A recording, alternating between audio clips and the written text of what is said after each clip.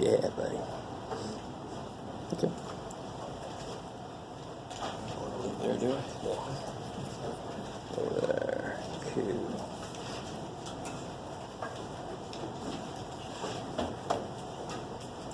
So any questions from homework stuff? Yes. Say again? Did you give it to me on the day of the test? Yeah. Okay, you'll get it back someday. Yeah. So for the people that give me homework before the day of the review, you get it back by the day of the review. So you have it to look over for the test. If you give it to me the day of the review or the day of the test, you'll get it back before the final. I normally grade the homework of the people that got lower grades on the test first, because they're the ones that need more help from me. So the day of the final, you might get or before the final, you might get a bunch of homework I never looked at, because you didn't need my help. So that's fantastic. Okay. Anything else? Was there a question? Yes? 38. Section 3.1.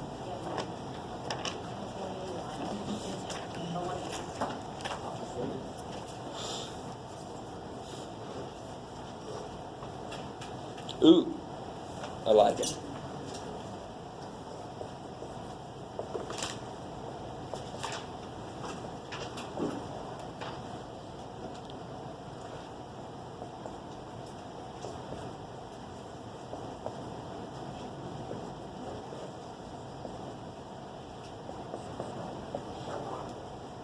All right.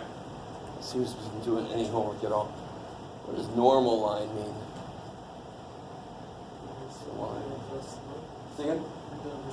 It's the perpendicular line to the tangent line. Right?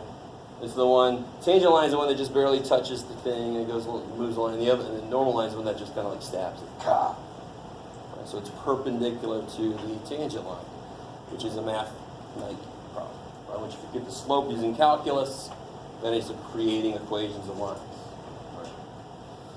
I like it. So the first problem here is this isn't really in a form you can do anything with. I don't know what this should do when my y is being squared, so of course, what's the first thing you should do? Yeah, square root. Now, normally when you square root something, what do you have to put? Plus or minus. Why do I not have to worry about that here? Because y is positive at the point I'm talking about. So if you forgot to put plus or minus, you lucked into doing the right thing. In general, we have to, but I'm curious about a point where the y is positive. I don't need a plus or minus. Okay, so then I got, now what's a better way to write this? X to the who? So tell me this real quick. Where are roots on plants? Most plants. No botanist can do, well, two roots, actually, no. Where are roots on plants? On the bottom. Right, so when you're rewriting radicals, the root goes on the bottom, like most plants. One semester I had somebody tell me, well, potatoes, right? No, stop it. Power is powerful, it's on top. The two is the root, it's on the bottom, like most plants. All right, like it?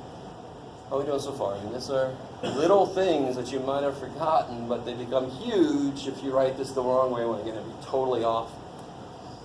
And now it should be just a normal, this has got to be bread and butter shit right now, right? We've done this tangent line question before. We had to do limit definition before, but now you should be like, thank God. What can you do? What do I have to do to get the tangent line equation at that point? True, I use a power rule because I have to get the derivative so I can get the slope. Taking a derivative tells you the slope of a function everywhere. I want the tangent line at that point, so I wanted the slope at that point. So let me get the function that tells me the slope everywhere, because then I can get the slope at that point. So what's the derivative? You write like this just to be funky. Yeah, the power comes down. Good. All right, and now you just plug. What do you plug in here next? 1 to figure out what m is. You got your point, you'll have the slope. Right?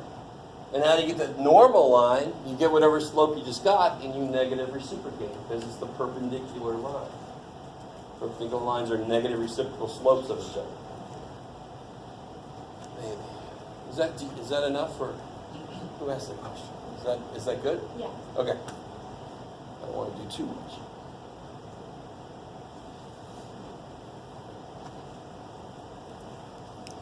Anything else from homework stuff? 67. Section 3. Ooh, I like it. This one's funky. I would like it. So 67 says, find a function p of x where p of 2, p prime of 2, p double prime of 2.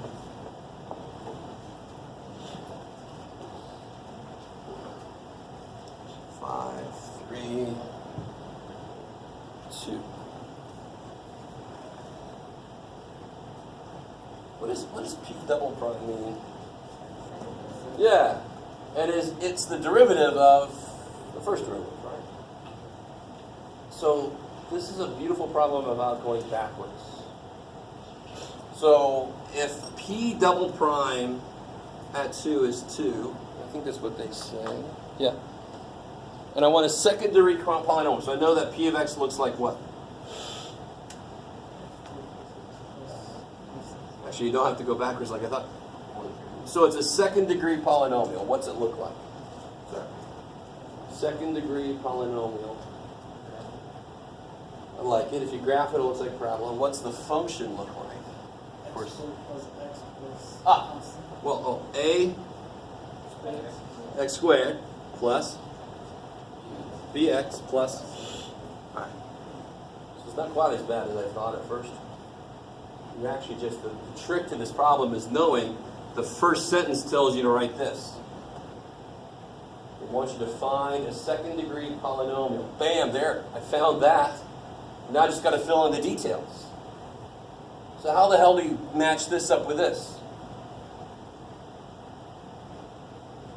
This one kind of sucks. When you put a 2 and you get 5, well, that's nice. But if I take a derivative, what's p prime of x?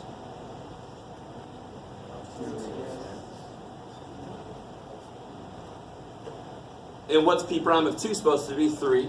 It still kind of sucks because there's still 2 unknowns in there, right? X is not an unknown because I know x is supposed to be 2.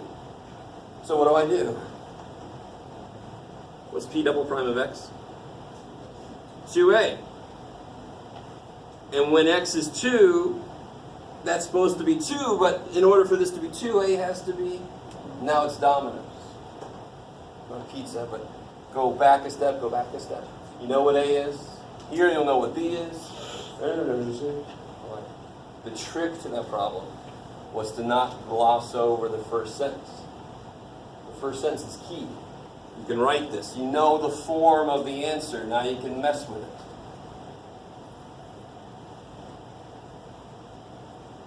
Two things, real quick, related to this before I take any more questions. Does anybody remember the shortcut for the vertex? This.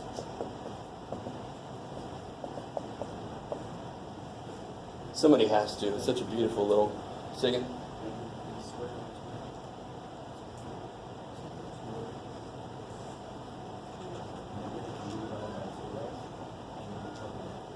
Oh yeah, I'm sorry. So I'm sorry, I couldn't hear you. X is negative b over 2a. Now where did that come from? That actually, if you guys, yes. All right, stay with me. Back in the day, before you knew calculus, this question set, find the vertex of a parabola. And you had to figure out what the vertex was. You had to create the shortcut first. Hopefully that your teacher just didn't tell you this shit and you went, yeah, that sounds great. Where is the vertex, like on this parabola? Can anybody tell me anything about the vertex? I didn't give you this at all, did I? This scale. Well, what can you tell me? Where's the vertex? What's something to do with the vertex of this parabola? The output's negative. I love it. But x has to be 2. So, since parabolas are symmetric, bless you, the vertex has to have an x part that is directly in the middle of the 2 intercepts. Even if they're only complex intercepts, it still works. What does quadratic... Oh, I love you guys. Oh, shit. What does quadratic formula do? What does it do? Finds the x-intercepts. I love it. Kick ass. I love the incredulity on your face. And you're like, well, there you go. That's how it ties in. Quadratic formula is what again? All right. I won't put you through it. The extreme enthusiasm there was killing me. I couldn't take it. All right. And hopefully you went through the proof of this. It was just completing the square. Now watch. Let me write this a little bit differently. This is negative b over 2a. That looks very familiar. Give or take this shit here, right? So what's in the middle of these? Well, this is. Because what do I do to this? I add something and I subtract the same thing. So of course, that is in the middle of these 2 intercepts. That's why this is the shortcut. Does that sound at all familiar? No, but does it make sense? Let me ask that question now. Okay. If it doesn't sound familiar, go find your teacher, slap him, say, why didn't you show me this shit? If you know this, I'm hoping to God you were shown something like this. Not just, here it is, use it, next. Used to God. But now watch with calculus, it kills this shit. Look right here. What's going to be true at the vertex about the slope? 0. Right? So can I take, this represents the what? Of this. This represents the slope. So if I set this equal to 0, what do I get? Yeah, there b. Subtract b, divide by 2. Oh, yeah, shit, yeah. Right. So here I had to use this obscure, weird shit. It's going to be between the 2 intercepts. The 2 intercepts are giving you this horrendous thing. Blah, blah, blah. Calculus goes, its slope is 0. Bam. All right, so a lot of problems you've done before will be easier now with calculus, but you couldn't learn calculus until you knew the shit you did before. So, circle of math life. Okay. What was the other thing, Jeff? There was another thing. That's too bad for me. Oh. Let me take this away. The kind of problem I thought it was referring to at first was, what if f prime of x was 3x squared minus 4x? What would f of x be?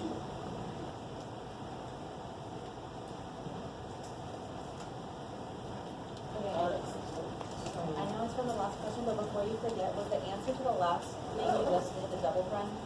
Was that the answer? Sorry? Double prime of x? Was that the answer? No, I didn't finish that problem because it's not my homework. But, I mean, we got to the point where we figured out what this was. What was it? 2a, right? A squared 2a, yeah. And you know that p prime of 2 is supposed to be 2. So you know that a is 1. Then you go back to p prime. You know what p prime of 2 is supposed to be. You put a 1 in for a, now you can figure out what b is. That's why I said dominoes.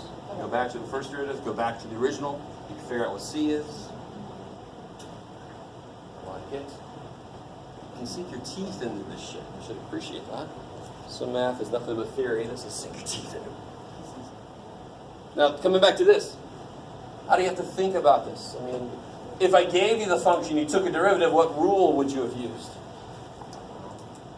Power rule. So where would this have come from? X cubed. That's why there's a 3 there that became a 2, right? So where would x have come from? It would have come from basically x to the second power, right? So in general, if I'm undoing a derivative, I'm going to raise the power by 1, right? So here, where would this have come? It would have been x squared, right? So what would have been in front? 2. Okay. Now the problem is, what's here? there's a plus 0 up there in the beginning, right? Which we normally wouldn't write.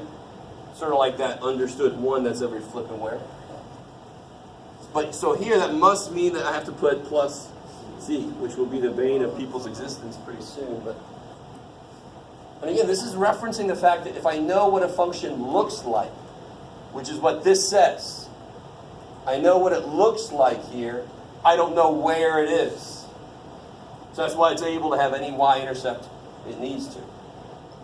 This tells me the shape of it, not where it's located. Now if somebody told me, oh yeah, f of 2 equals 7, could you figure out what c is? Hell yeah, because now I have information about where the function is. I have an anchor. The function is just sort of floating. I'm like, oh, boom, be there. And I can figure out what c makes that true. I like it.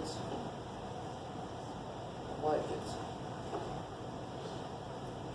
Okay. Anything else from homework before I launch into something else?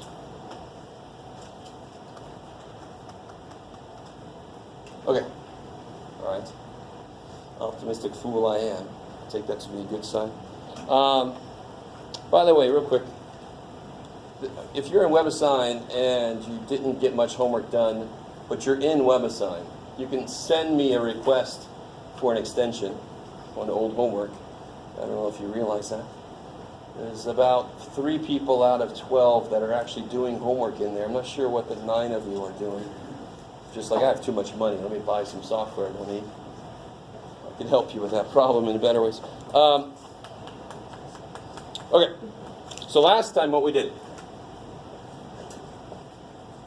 talked about the product rule.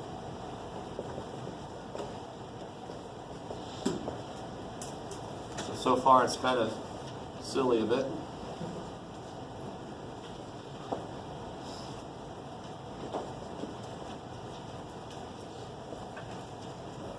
If I didn't feel like distributing this,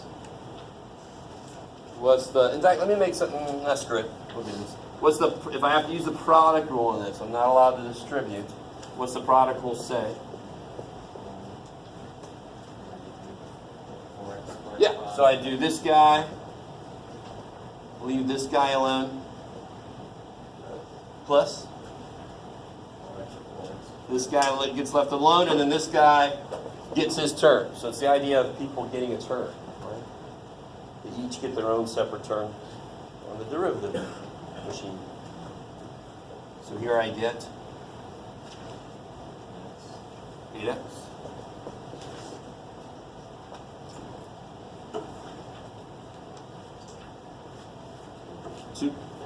So just to kind of look at this, I get 16x squared plus 8x squared is 24x squared. I have no idea what I'm saying. Minus 72x, is that cool?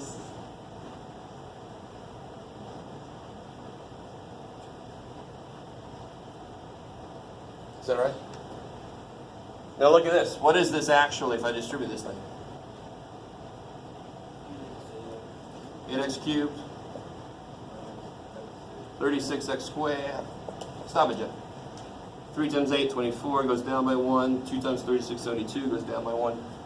Which, of course, it's not magic. You're like, just do that in the first flipping page. But today, once we learn something called the chain rule, product rule gets to realize its full potential. Final.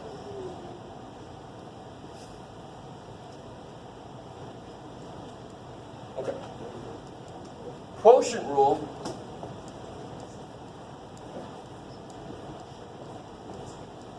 was about, remarkably enough, quotients. So if I have something like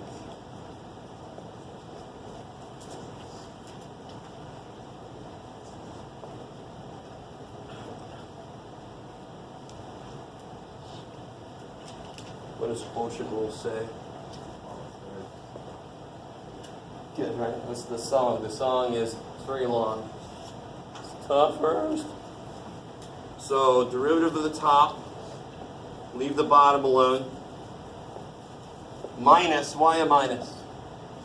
Because I'm about to do the derivative of the bottom, and the bottom, if I brought it up, would have a negative power. That really, really is why we do this. Once we learn chain rule, I'm going to come back to this, show you a different way to do this, and then you really see why the hell the formula is the way it is. When I first learned calculus, I never used quotient rule. I just hated it.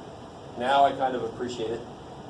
But what I always say is take this up, make it to a -1 power, use chain rule and product rule, and be done with it. Now I'm okay with it though. So here, what's the derivative of the bottom? Just because I'm running out of room. Let me just write it. X squared plus 2x plus 2 prime all over the bottom what? Square. I love it. So here, just to do this real quick, you'll get 2x times x squared plus 2x plus 2 minus, what's the derivative of this stuff? 2x plus 2 all over x squared plus 2x plus 2. Now the most common mistake I see, because for some reason calc students forget all their algebra, is people kill these. It's supposed to be squared. People kill one of these. That's remarkably crazy, because division can't kill part of a subtraction product. It's not within its set of powers, right? Please don't do that. Oh, let's kill this problem. So this would be 2x cubed minus 2x cubed. Do you guys see that? All right, let's see if we can handle this. 4x squared plus 4x minus, I killed the 2x cubed. This will be 2x squared minus 8x. Get out of here, Jeff. 2x squared minus 8x minus 8. This is just cleanup. I mean, this should be nothing. And then you just put your like terms together. Let's see, 4x minus 8. And that's not going to cancel, so I stop. You have to check to see if it's going to reduce. Okay, but the main thing there is the rule. That's the rule right there. And then the rest of it is just cleanup. The rule top first times the bottom minus top times the derivative of the bottom divided by the bottom squared. Okay. So my goal today is not to teach you this, is to remind you of it. I already taught it to you last time.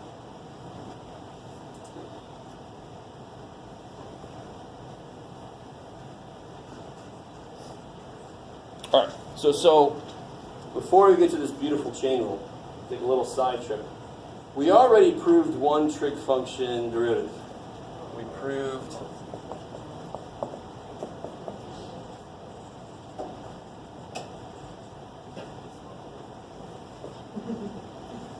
I don't know if you guys remember. It's on that sheet I gave you a while back. I think I left it over there. What was the derivative of sine x? Cosine x. I like it.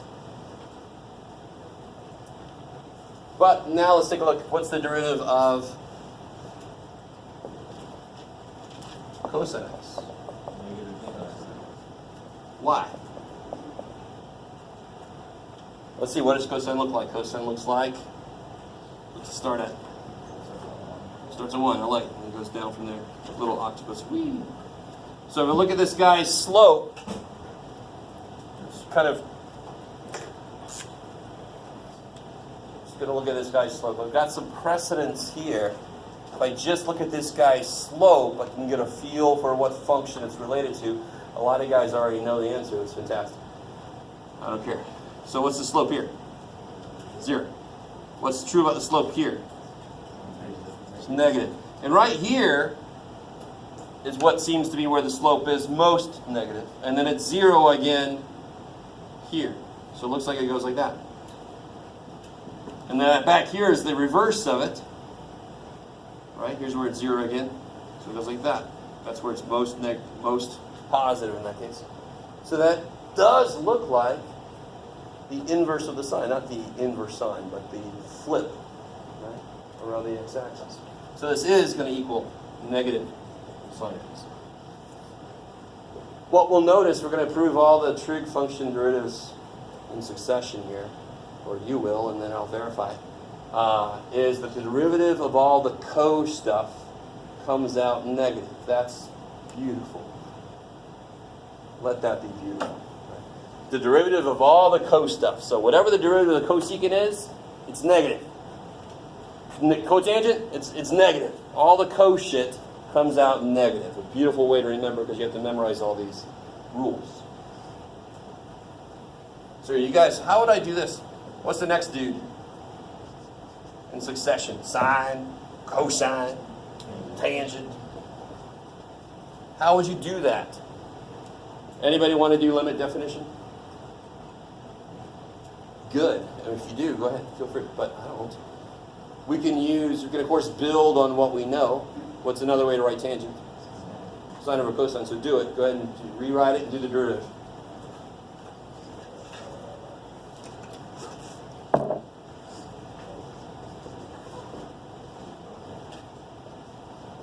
Just make sure everybody's on the right track. What rule are you going to use? Quotient rule. I love it. Isn't that crazy? So we learn basic function derivatives, and then we learn these overarching rules, and together I can start to tackle almost anything.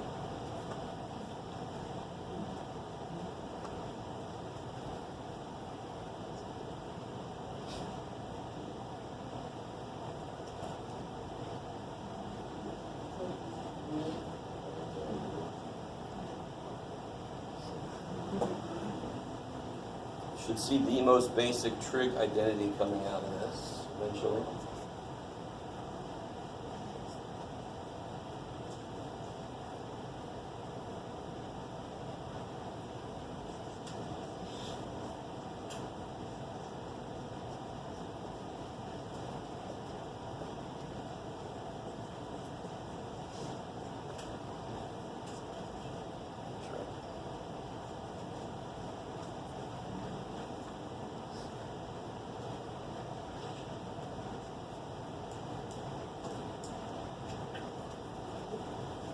What's the derivative of sine? Cosine. What's the derivative of cosine? Negative sign makes that plus.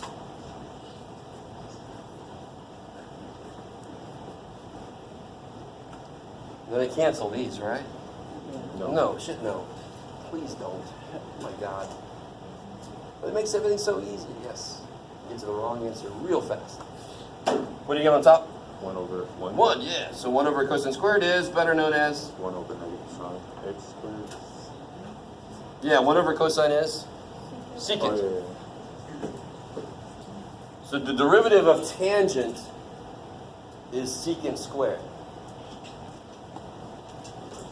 What do you think the derivative of cotangent is? What would make the most sense? Remember what I said about all the co stuff? The answer is negative. If the derivative of tangent is secant squared, I'll bet you anything derivative of cotangent is negative cosecant. Holy shit. Yes, it is. All right. So why don't you guys do that real quick? You already know what the answer should come out to be. Let's just start calling it y.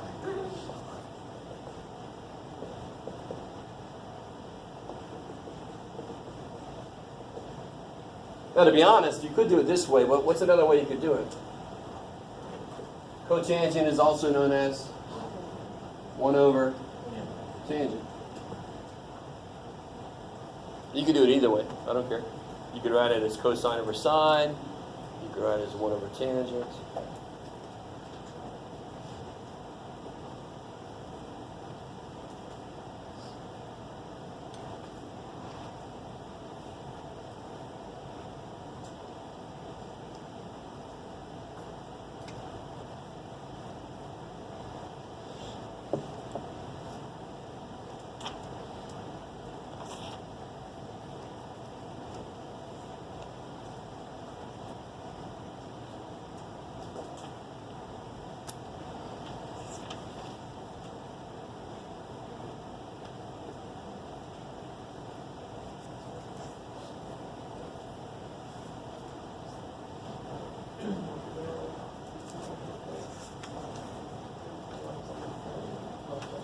If you do it this way, you have to be real careful. The top is a constant, so when you take its derivative, yes.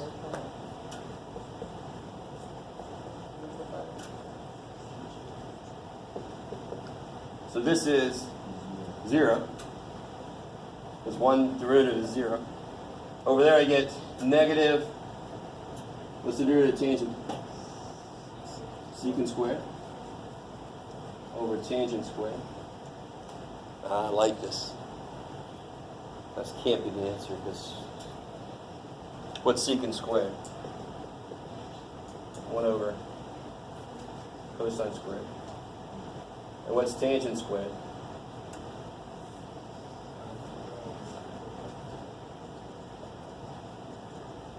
Right?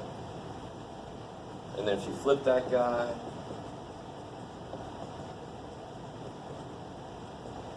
you get negative 1 over sine squared, which is better known as negative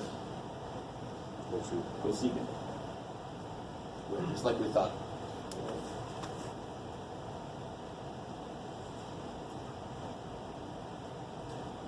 All right, so let's have you finish this out. So do these two. Do the, what am I left out? Secant. Figure out its derivative. And the cosecant.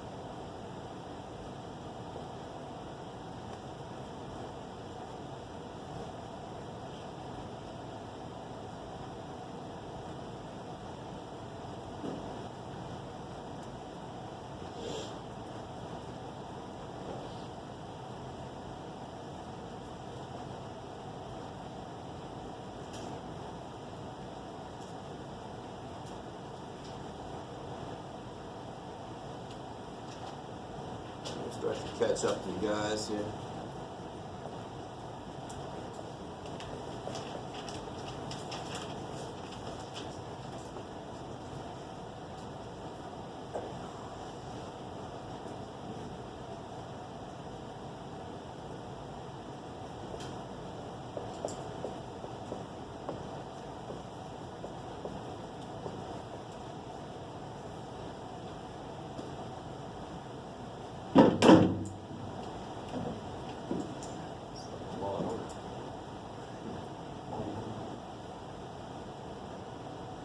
So this is really freaky shit. The derivative of secant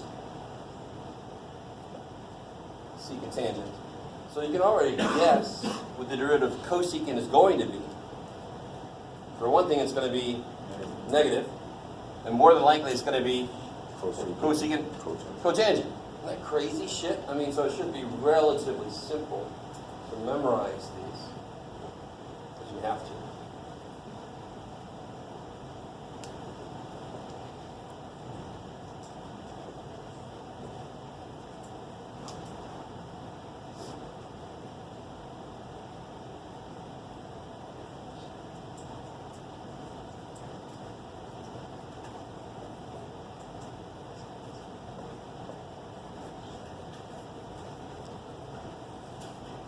Sure enough, that's what you get after going through it. I like it. So if for some reason you have trouble memorizing, your brain is full already, at least you know you can re-derive them anytime you need. This is motivation to memorize them so you don't have to do this every damn time. Sweet. I like it. Well, so let me make you do one little thing here before we get into chain rule.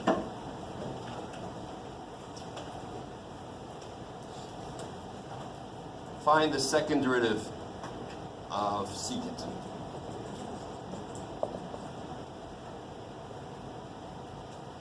Already got the first derivative. Find the second derivative.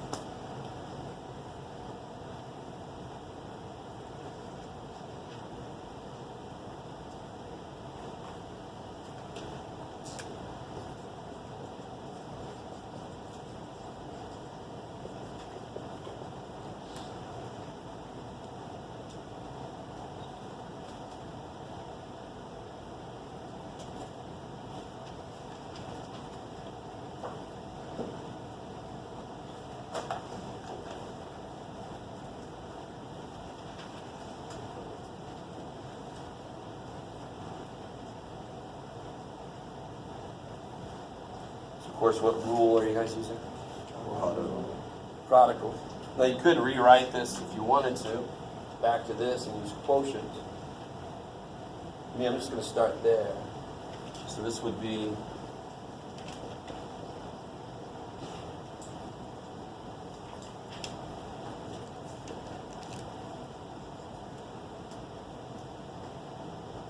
so they each get a term. No matter how many times I do that, I'm still going to have somebody do the derivative of this times the derivative of that. That's so much faster your way, Mr. Wong. Yeah, it's also wrong. So what is the derivative of secant?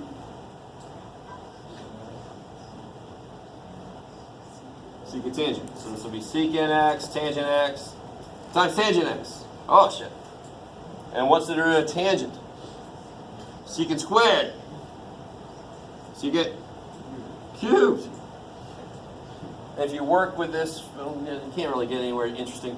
If you take out a secant x just to investigate this, is this an identity at all?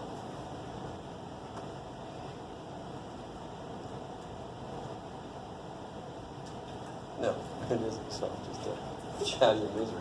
What is the correct identity that's sort of related? It should be tangent squared plus 1, and that would be Secant squared. secant squared. I like it.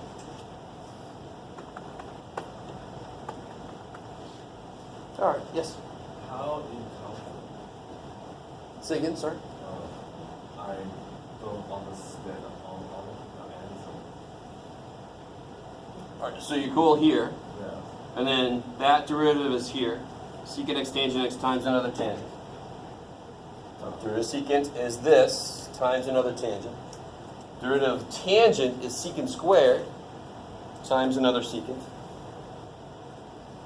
Cool, I like it. So this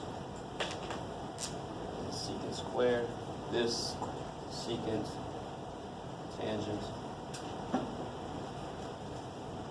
Sweet.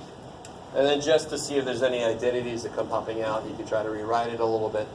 I don't see anything worth anything. You could use identities, rewrite this shit, but it doesn't really get anywhere better. Okay, maybe.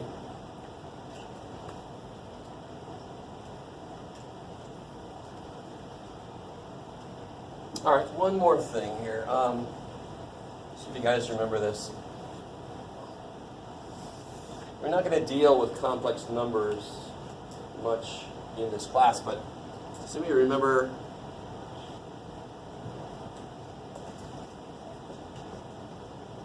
those? I to the 0 power, start easy. I, what the hell's I? What do I mean? Square root of negative 1. I to the 0 is what? I to the first is I. Real quick. There's a video I should show you. I'm going to show it to you right now. That shows you how imaginary numbers should not have that name. They are real things. So when you graph x squared plus 1, it looks like there's no intercepts, but you know better. There are complex intercepts. Because there's a whole other dimension that doesn't show up when we graph this. So imaginary numbers should be called lateral numbers. Real quick little side note. I have a shirt that says I go off on tangents. I should start wearing that. Do you guys know why I squared is -1? Not just because of the definition, but actually because of geometry. Or just so what happens when you multiply by -1? So what if you take 1 and multiply by -1? It's 0. Or if you get 1 to -1, then It rotates by 180 degrees. So I should be able to rotate by 90 degrees. But what the shit is this? This is the complex axis. It should have been called lateral numbers. Would have been a better name for it, because what's lats mean? When you work your lats, you're working your sides. Lateral side. On the side of the real number line, there's a whole other thing called the complex number line.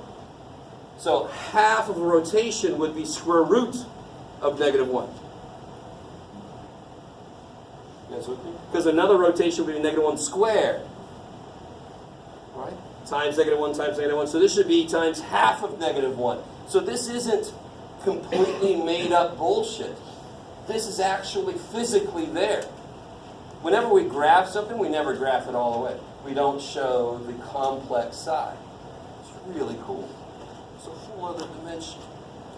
All right. Bring it back here. So what is I squared then? So this is I. Here's a really cool way to remember this. I is I squared is -1. I cubed would be 3 half rotations. -I. I to the 4th would be 4 half rotations, so of course I get back to 1. So every 4 I'm going to be back at 1, right? So anybody remember what's I to the 404th power? I'm flipping 1 because there's 101 rotations 4 times, right? So that's 1. So what's I to the 83rd? -I, because there's 80 and then 3. So it's the remainder that matters, right? Yeah, I like it. So this is the same thing as this, which is -I. So hopefully that's the review. You might have never seen this. I don't know. This idea. It's so beautiful, though, to remember this shit. And it's the reality, to be honest. It's the reality. Negative numbers, when they were first invented, they were called imaginary. They were called shit, right? They're like, how could you have negative apples? Who are you? What's that negative apple black hole thing, right? Don't get your apples. Shit. But of course, nowadays we know all too well negatives exist. Look at my bank account sometimes, right? Negative, right? You're below. We're going to take more money out. Thankfully, it didn't happen to me anymore. But in college, I got that letter a few times. You have no money. Let's take some more money away from you. Huh? So what does that have to do with this? Well, if I start with sine, what's the derivative? Cosine. What's the second derivative? Negative sine. What's the third derivative? And what's the fourth derivative? By the way, this is how we write. Thank God we don't just keep doing like 1, 2, 3, 4 slash, 1, 2, 3, 4 slash. No, we just put in parentheses. It's understood to be the fourth derivative. We give up on primes. This would be sine again. See how that's very similar. So what is the 404th derivative of sine? Sine. And so forth. You just look at it. So what is the 83rd derivative of sine? Negative cosine. Yeah, it's the third in the list. Because that's the remainder when you divide it by 4. Because it's cyclic every 4. Cyclic every 4. Crazy shit. So I'm just warning you because there might be some homework problems related to that. Now you should understand how to do it. Okay. So, okay.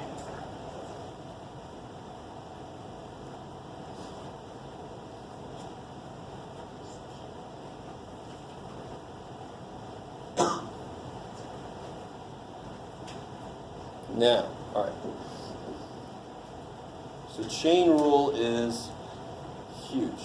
And this is going to be, it's huge. It's going to be where people are not going to look at it correctly and say, when do I stop? If you ever find yourself asking, when do I stop? You are looking at it wrong. So what the hell do I mean? So here's the idea. Let's just kind of do some motivation about chain rule. Chain rule deals with composite functions.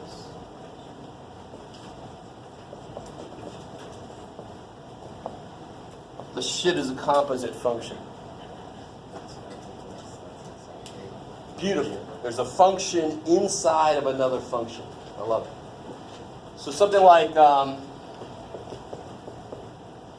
say,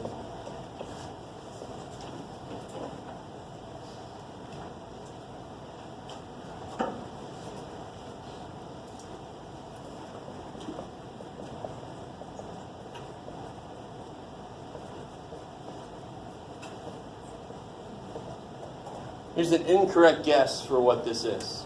And then we're going to figure out why it's incorrect. You ready? So what I'm about to write down is wrong. It isn't just bring the 2 down and bring that power down by 1. Fundamentally, that should feel wrong. There's more involved. Right? So to investigate this, since we don't know this rule yet, let's rewrite this. How do I rewrite this? And then check and compare against what I got over there. 16x to the 4th. Yeah, 16x to the 4th.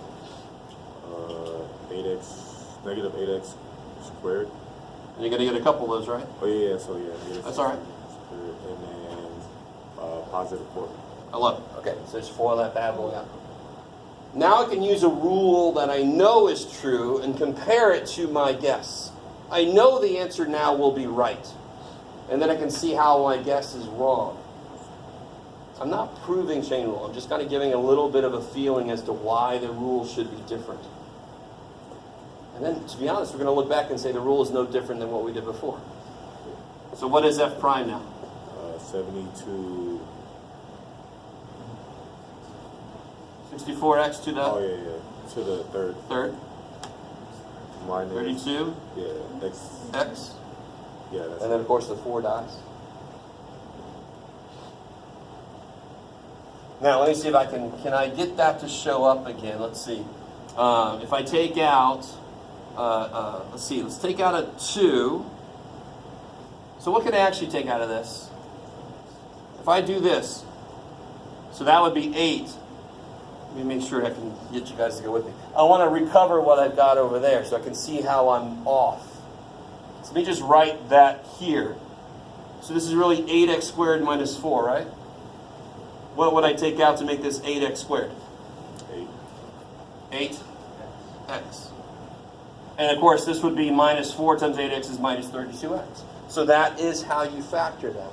So that was my guess, right? And I'm off by this much, a factor of 8x. What does 8x have to do with this extra shit inside? It's derivative. I like it. Now, some of you guys are like, I know where you're going, Jeff. Just get there.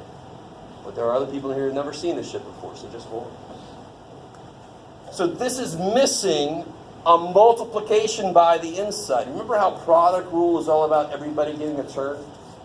So what was wrong about this guess was this function got a turn, this function never got its turn. That's not fair.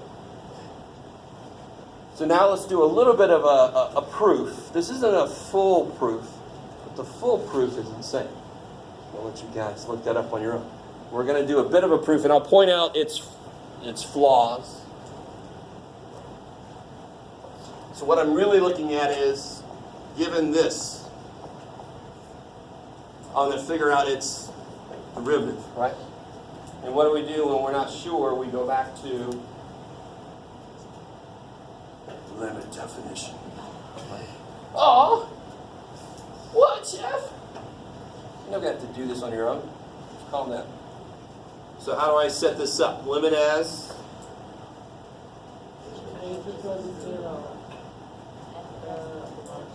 F of g of? minus f of g of x. So the function evaluated at x plus h minus the function itself divided by h. Now to me, the really funny thing is I'm about to do something that we've done something like this before. Remember we did a limit proof where I had to add and subtract the same thing and then rearrange? That was the product rule proof. I'm going to do something like that, except now it's going to be involving multiplication. So let me take this.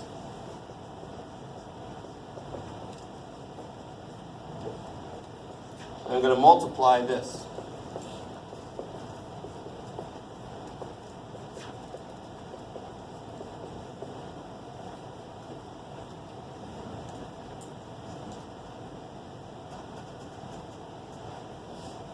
The only time I can't do this is either if h is 0, which it never is, or if g of x plus h equals g of x. If g of x plus h always equals g of x, what's true about g? Oh shit, let me say that again. If g of x plus h is always, no matter what h is always the same as g of x, what kind of function is this then? Do this.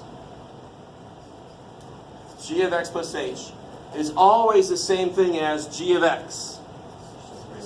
It's a constant function. It's like the number 7. And then all this shit isn't necessary. Because then it's like 7 inside of a function. Its derivative will be 0, which is what this is saying. Or, whatever the f is. You guys, somebody with me? So that's the problem point with this, and it itself is not really a problem. Now, all right, I love you guys, because I know right now in your head you're like, he said I never have to do this, so why is he doing this? So get over that. It's just, I have to show you where a rule comes from, or else I feel like I'm not doing my job, because I wouldn't be. Now watch, this is really cool. Now I just switch these. Which is totally fine. Just because I say so.